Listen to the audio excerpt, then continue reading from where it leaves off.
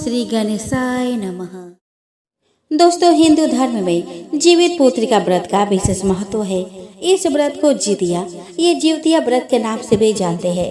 हिंदू पंचांग के अनुसार आश्विन मास के कृष्ण पक्ष की सप्तमी तिथि से नवमी तिथि तक जीवित पुत्री का व्रत मनाया जाता है।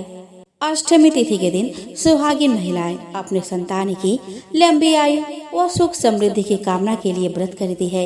इस साल जीवित पुत्री का व्रत 6 अक्टूबर 2023 को है। दोस्तों, जीवित पुत्री का व्रत माताएं अपने संतान की लंबी आयु के लिए रखती है।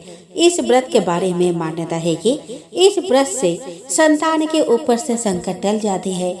इस व्रत के दौरान कथाएं सुनी जाती है, जिसमें कई सारी महिलाएं एक स्थान पर इकट्ठा होती है और उसमें से कोई एक महिला कथा कहती है और बाकी सभी सुना करती है।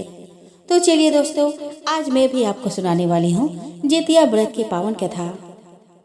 एक समय की बात है, नर्मदा नदी के पास कंचुवटी नामक एक नगर था। उस नगर के राजा का नाम मलय केतु था। नर्मदा नदी के पश्चिम में बालूहटा नाम की मरुभूमि थी, जिसमें एक विशाल पाखर के पेड़ पर एक चील रहती थी। उसी पेड़ के नीचे एक सियारन भी रहती थी। दोनों पक्की सहेलियां थी। दोनों ने कुछ महिलाओं को देखकर जितिया व्रत करने का संकल्प लिया और दोनों ने भगवान श्री जिमुतवाहन की पूजा और व्रत करने का प्रण ले लिया। लेकिन जिस दिन दोनों को व्रत करना था, उसी दिन शहर के एक बड़े व्यापारी की मृत्यु हो गई और उसका दाह संस्कार उसी मरुस्थल पर किया गया। सियारिन को अब भूख लगने लगी थी। मुर्दा देखकर वह खुद को रोक न सकी और उसका व्रत टूट गया। पर चील ने संयम रखा और नियम व श्रद्धा से अगले दिन व्रत का पालन किया। फिर अगले जन्म में दोनों सहेलियों ने ब्राह्मण परिवार में पुत्री के रूप में जन्म लिया। उनके पिता का नाम भास्कर था।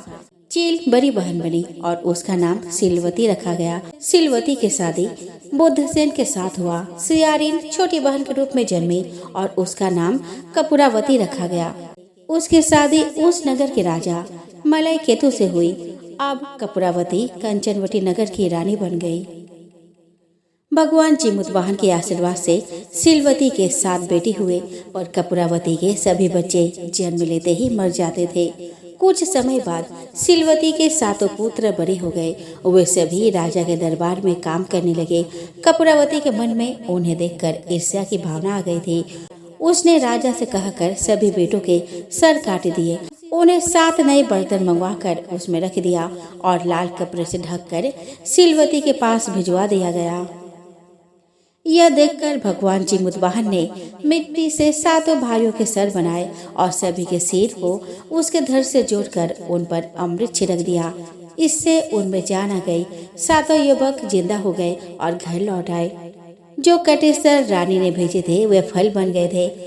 दूसरी ओर रानी कपूरावती बुद्धसेन के घर से सूचना पाने को व्याकुल थी। जब काफी देर सूचना नहीं आई तो कपूरावती स्वयं बड़ी बहन के घर गई। वहां सबको जिंदा देखकर वह सन्न रह गई और बेहोश हो गई। जब उसे होश आया तो बहन को उसने सारी बात बताई। अब उसे अपनी गलती पर पछतावा हो रहा था। भगवान जिमुतवाहन की कृपा से सिलवती को पूर्व जन्म की बातें याद आ गई।